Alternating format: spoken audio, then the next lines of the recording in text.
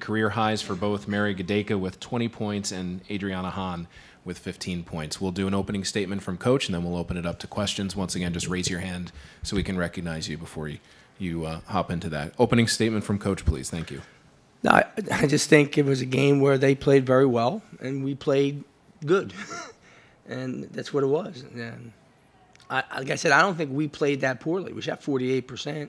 We scored 67 points. But they played better. It was kind of like the game at Villanova, not as extreme as that, but were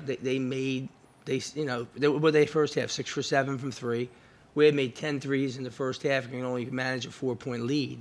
And then I didn't know whether we could keep shooting the ball. Then we needed to make 10 more threes in the second half to win.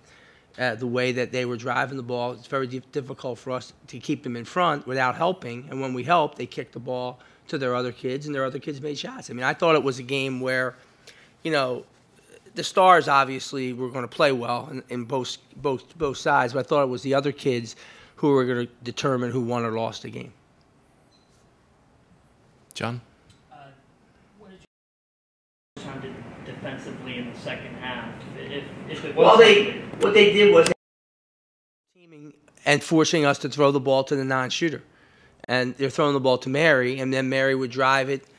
That's why Mary had so many points. They were not letting our three-point shooters shoot the ball in the second half, which is what I would do. You double team the three-point because Adriana would kill them the first half. So that's what they did the second half. They just double teamed the ball, forced us to throw the ball back to the non-shooters, and they played from there. Georgetown's now won 5 straight playing this well this time of year. Playing extremely well.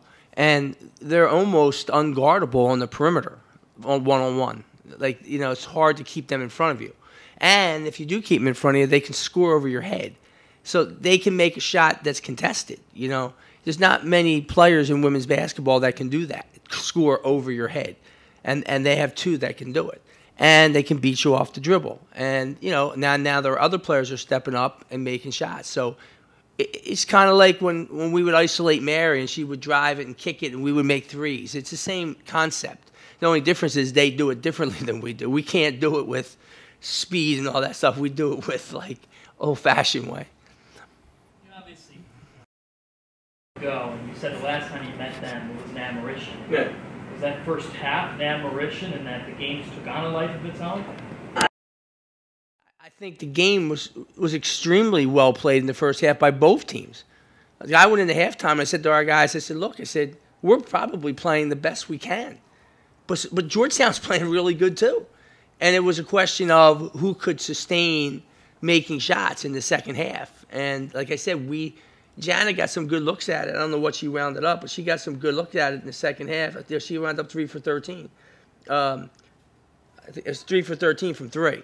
And, first half she had made a couple of those shots. So it boils down to, you got to make the shots when they present themselves. And we didn't do that in the second half, and they did. Megan? Town took away your three-point shooting, like you said. How reliable did Mary prove that she was inside where she was making those buckets when you needed them to? Well, she scored the ball. She's, the third leading field goal percentage shooter in the country. So the problem was, once they got the lead, you're just trading baskets. So, holding the lead was vital. Once we lost it, then you're basically trading baskets with them. But she can score the ball inside on a lot of kids.